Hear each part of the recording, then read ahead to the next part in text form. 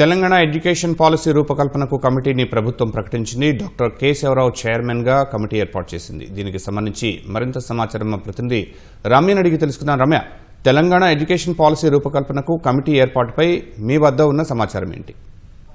కొద్దిసేపటి క్రితమే ఏదైతే తెలంగాణ ఎడ్యుకేషన్ పాలసీకి సంబంధించి ఈ యొక్క పాలసీని రూపొందించేందుకు కమిటీ వేసినట్టుగైతే ఈ నెల 29నే దీనికి సంబంధించినటువంటి యొక్క ఆదేశాలు అయితే ఇవ్వడం జరిగింది. ఆలస్యంగా ఈ విషయం వెళ్లి చూసిందని చెప్పొచ్చు. అయితే ఇందులో మొత్తం 7 సభ్యులతో కలిపి, అంటే చైర్మన్ సహా మొత్తం 7 సభ్యులు ఇందులో ఉంటారు. అందులో doctor Keshavarao adviser to the government ఎవరైతే ఉన్నారో ఆయన చైర్మన్ గా ఉన్నారు.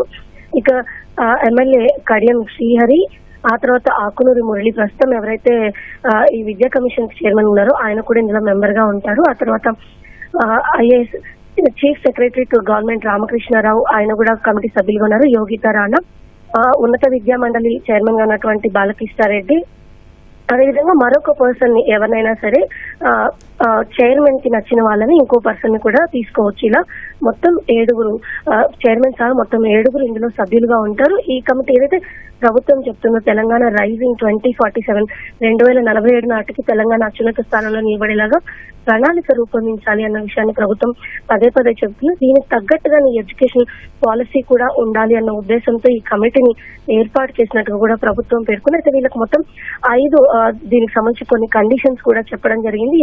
ఈ సభ్యులు ఎవరైతే ఉన్నారో వాళ్ళు నేషనల్ ఎడ్యుకేషన్ పాలసీ 2020 ఏదైతే ఉందో దాన్ని స్టడీ చేసి దానికి సంబంధించి అందులో ఉన్నటువంటి ఏవైతే సిద్ధాంతాలు ఉన్నాయో వాటిని తెలంగాణ రాష్ట్రానికి ఎలా అన్వయించుకోవచ్చు అన్న విషయాలను కూడా ప్రభుత్వానికి ఒక నివేదిక ఇవ్వాల్సి ఉంటుంది.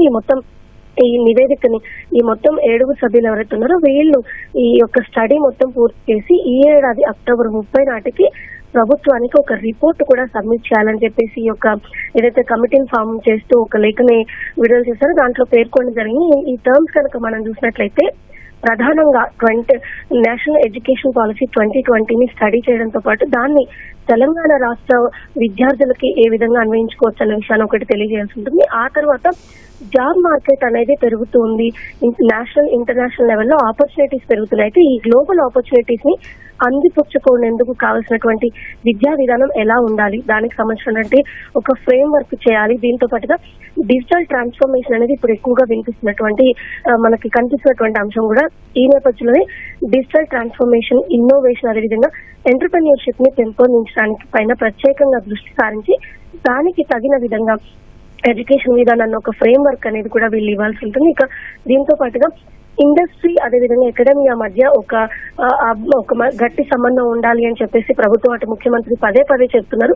ఈ నేపథ్యంలోనే ఏవైతే విద్యా సంస్థలు అదేవిధంగా ఇండస్ట్రీలకు మధ్య ఒక బాండ్ ఏర్పరచు ఈ యొక్క మరింత స్ట్రెంగ్త్ చేసేలాగా, అంటే రీసెర్చ్ కావచ్చు, కొలాబరేషన్స్ ని మరింత స్ట్రెంగ్త్ చేయడానికి కావాల్సినటువంటి రికమెండేషన్స్ ని కూడా ఈ కమిటీ చేస్తుంది. ఇక దీంతో పాటుగా ఉన్నత విద్య అదేవిధంగా టెక్నికల్ వొకేషనల్ ఎడ్యుకేషన్స్ ఏవైతే ఉన్నాయో, ప్రొఫెషనల్ కోర్సెస్, వీటన్నిటిలో ఈక్విటీ తీసుకురావడంతో పాటుగా వీటిలో మరింత మెరుగా, అంటే పాఠశాలల నుంచి ఉన్నత విద్య వరకు అన్ని విభాగాల్లో కూడా విద్యను మరింత అంటే ప్రాక్టికల్ ఓరియంటెడ్ గా విద్య ఉండడం, అదేవిధంగా ఇప్పుడున్నటువంటి జాబ్ మార్కెట్ కి తగిన విధంగా ఈ యొక్క విద్యను అందించడము, స్కిల్స్ ని పెంపొందించే విధంగా ఈ మొత్తం దీనికి సంబంధించి సజెషన్స్ తో కలిపి ఎన్ఈపీ 2020 ఏదైతే ఉందో దాన్ని స్టడీ చేసి దానిపైన స్టేట్ కి తగిన విధంగా దాన్ని ఎలా మార్చుకోవాలనే విధానం పైన సంబంధించి దాంతో సహా మొత్తం ఇప్పుడున్నటువంటి జాబ్ మార్కెట్ తగిన విధంగా ఎలా స్కిల్స్ అందించాలి, విద్యార్థులు ఎలా అప్గ్రేడ్ చేయాలి, మన విద్యా విధానం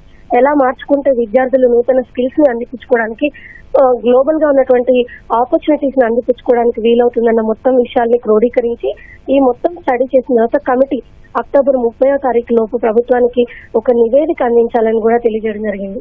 ఇది దీనికి సంబంధించి మొత్తంగా మన దగ్గర ఉన్నటువంటి సమాచారం. ధన్యవాదాలు రమ్య.